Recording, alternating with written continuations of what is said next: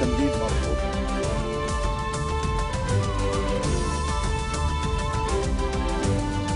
أغادر اليوم وأنا مرتاح الضمير.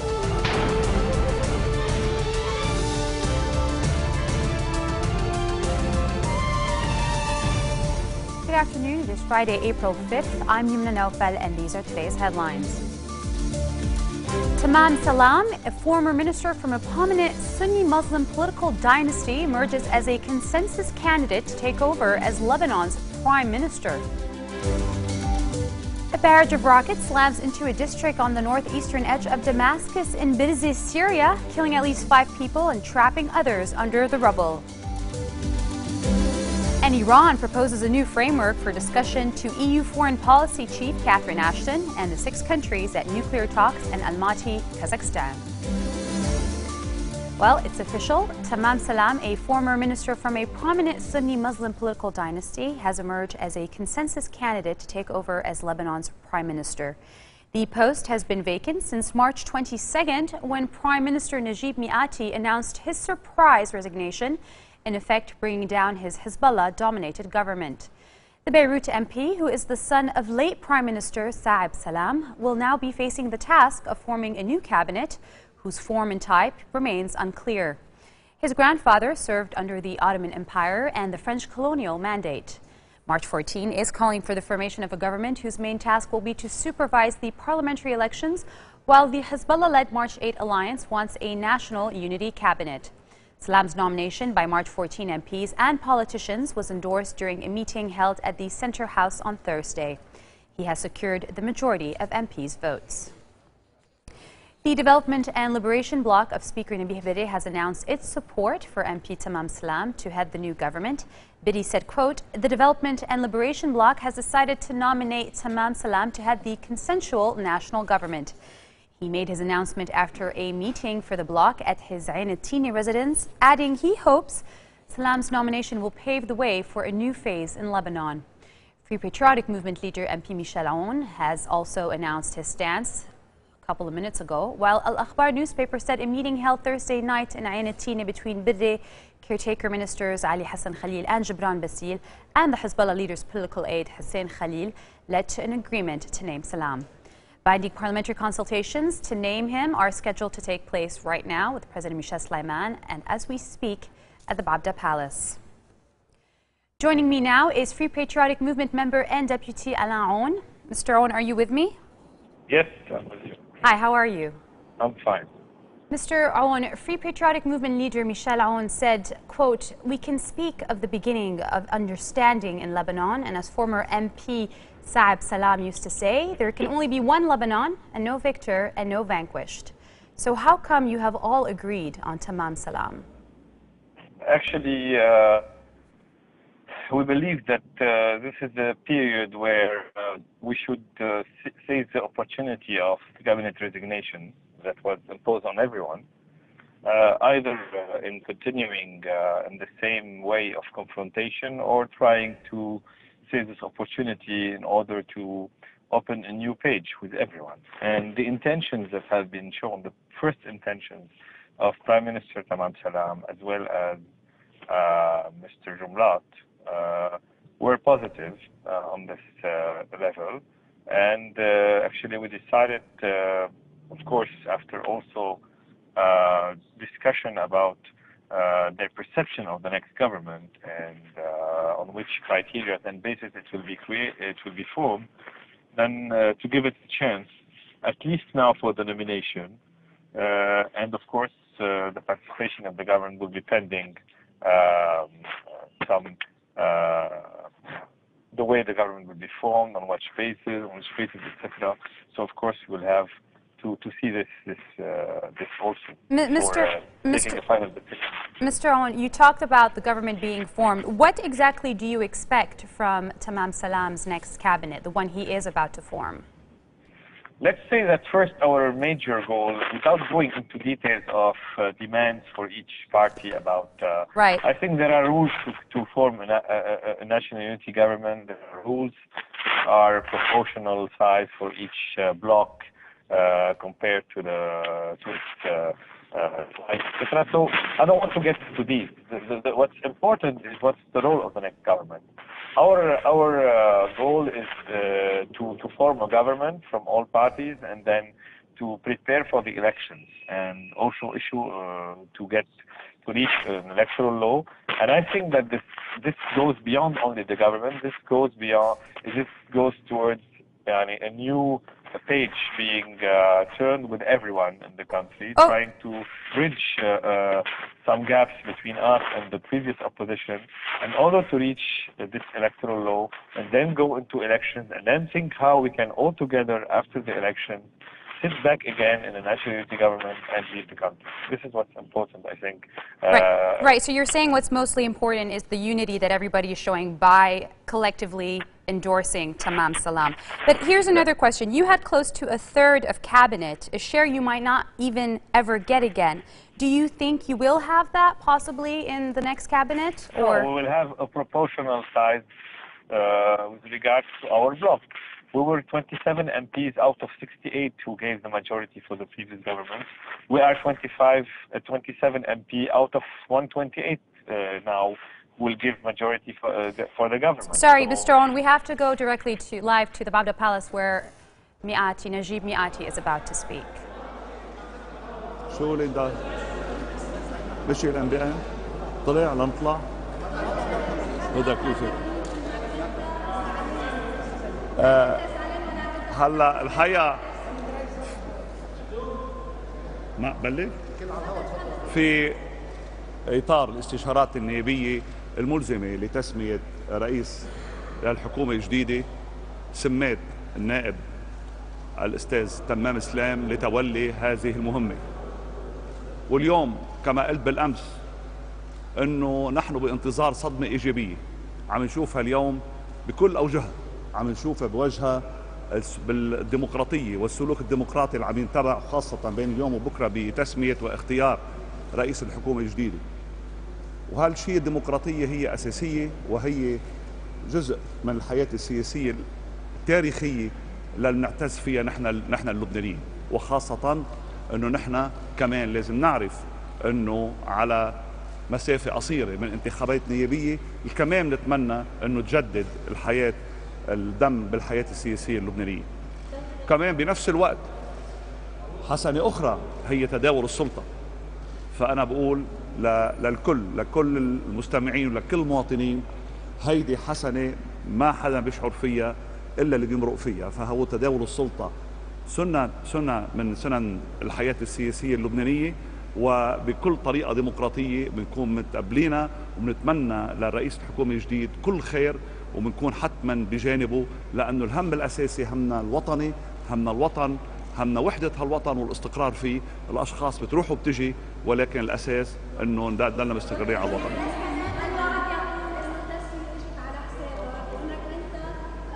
البعض يقول أنني الضحية أو التسوية، فبجاه لبنان والوطن أنا ولا يوم كنت عم بأدي واجبي لأني أنا بدي شيء شخصي، أنا عم بعمله بخدمة وطن، وبأي مكان ما بكون أنا موجود فيه حدلني يكون بنفس الخدمة. أنا مش ناطر مقابل من أحد، أنا هالشيء موجود بالتاريخ الوطني. أنا أكيد لست نادم، بالعكس عم بقول لك أنا مسرور اليوم وسعيد لأنه الواقع اللي عم شوفه بتجسيد الحياة الديمقراطية وتداول السلطة اللي هي أساسية وصحية بالحياة السياسية. هيدا خلال الاستشارات النيابية في مجلس النواب اللي في عنا كمان هلا زيارة تقليدية لدولة رئيس الحكومة الجديد، اللي طبعا كمان بدنا ننتهز مناسبة زيارته لنشيد عنه شخصيا. وبعدين في عنا الاستشارات النيابية بمجلس النواب اللي بدنا كمان نقلوا شو عنا مشان طلعوا. ان شاء الله تكون الامور مسهله وسريعه، وخاصه هذا الاجماع نحن عم نقول المطلوب الاجماع، صار الاجماع او شبه اجماع، فهذا الموضوع كثير مهم. تفضل. Definitely the name I put it today, Mr. Tamam Salam, he is a very honorable politician in Lebanon. Thank you. أنا مسرور جدا. As you just heard it in English, that was former Prime Minister Najib Mikati submitting his nomination of MP Tamam Salam as next Prime Minister. Mr. Awan, thank you for staying with us on the line. I'm going to end with one more question. Yes. Can we expect you to assume a portfolio in the next cabinet?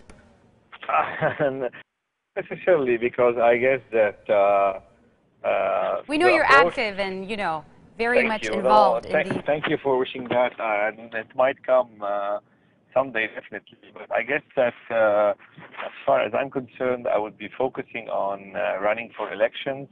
And I guess that the idea of Mr. Salam would be not to have candidates for the election in the coming government.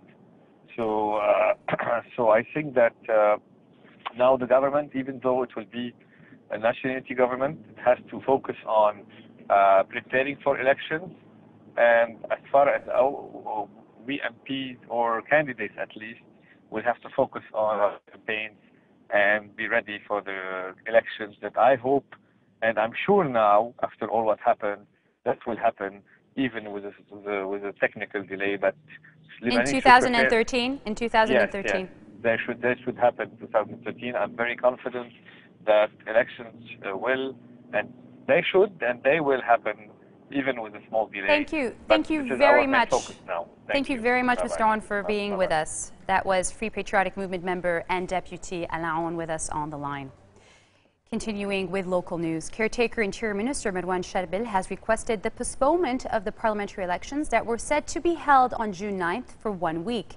Sharbil referred to the Secretariat of the Premiership, a decree that calls for amending the previous decree that called for holding the polls on June 9th, setting now the elections date for Sunday, June 16th, 2013. Reports say that the caretaker minister also extended the deadline for filing candidacies for the polls to April 16th. The minister had previously set the deadline for the submissions on April 10th and said those seeking to withdraw their candidacies had until April 25th.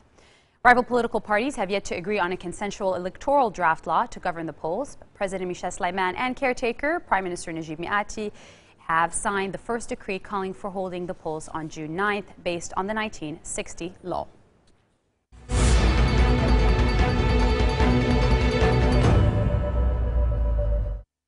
A barrage of rockets slams into a district on the northeastern edge of Damascus in Syria, killing at least 5 people and trapping others under the rubble. Activists say the attack on Bedzeh, where rebels aiming to topple President Bashar al-Assad are known to operate, follows days of heavy fighting between the rebels and the military. Rebels have established footholds in districts on the edge of Damascus and in suburbs in the northeast and south, from where they fire mortars into the heavily guarded city. Despite their efforts, they have been unable to break the Assad regime's tight hold in the capital. The activists say several rockets exploded in a residential area in Bedzeh district on Thursday night and this morning. Coming up next, Roger Ebert, the first cinema critic to win a Pulitzer Prize for criticism in 1975, passes away in Chicago. Stay with us.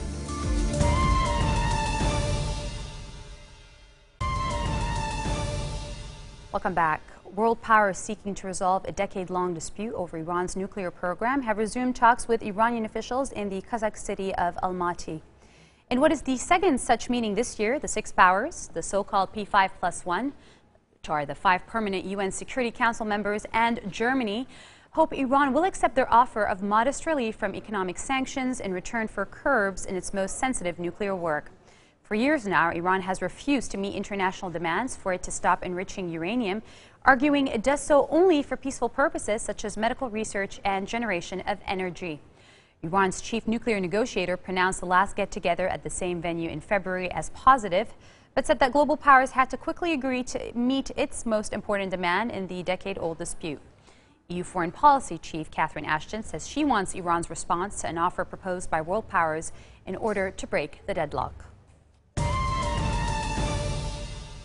And the stars were out Thursday night for the Broadway premiere of the musical Kinky Boots. But right before red carpet arrivals, it was announced that legendary film critic Roger Ebert had died. Most of the stars learned of his death on camera, and that's where they shared their condolences. Roger Ebert, the most famous and most popular film reviewer of his time, who became the first journalist to win a Pulitzer Prize for movie criticism on his long-running TV program, wielded the nation's most influential thumb. He died Thursday, and the Chicago Sun-Times reported he was 7 years old, and he died 2 days after he disclosed his cancer had returned. Oh, he's kind of, sometimes you loved him, sometimes you hated him, as you do every critic. But I think that I was thinking that a great critic is somebody who has a real love for what he's criticizing, and I think he was that. I think he was that. I think he added to our industry, and I think he will be mourned. You know that? Yes. When did that happen? Just before I got here. Wow, no, just an icon, somebody I grew up with, listening to what he said. He never liked my work, but I'm not going to hold that against him. But he definitely, that really makes me sad, actually. Steve Jabit has just arrived to the Babda Palace as consultations continue. And on that note, we're going to end our bulletin for today. Let me remind you of the headlines. Tamam Salam, it's official. A former minister from a prominent Sunni Muslim political dynasty emerges as a consensus candidate to take over as Lebanon's prime minister. A barrage of rockets slams into a district on the northeastern edge of Damascus in Bidis, Syria, killing at least 5 and trapping others under the rubble. And Iran proposes a new framework for discussion to EU Foreign Policy Chief Catherine Ashton and the 6 countries at nuclear talks in Almaty, Kazakhstan. Those are your Friday headlines live on Future Television in Beirut. I'm Yumna Nofal, wishing you all a good weekend, and stay tuned for more news. التمديد مرفوض.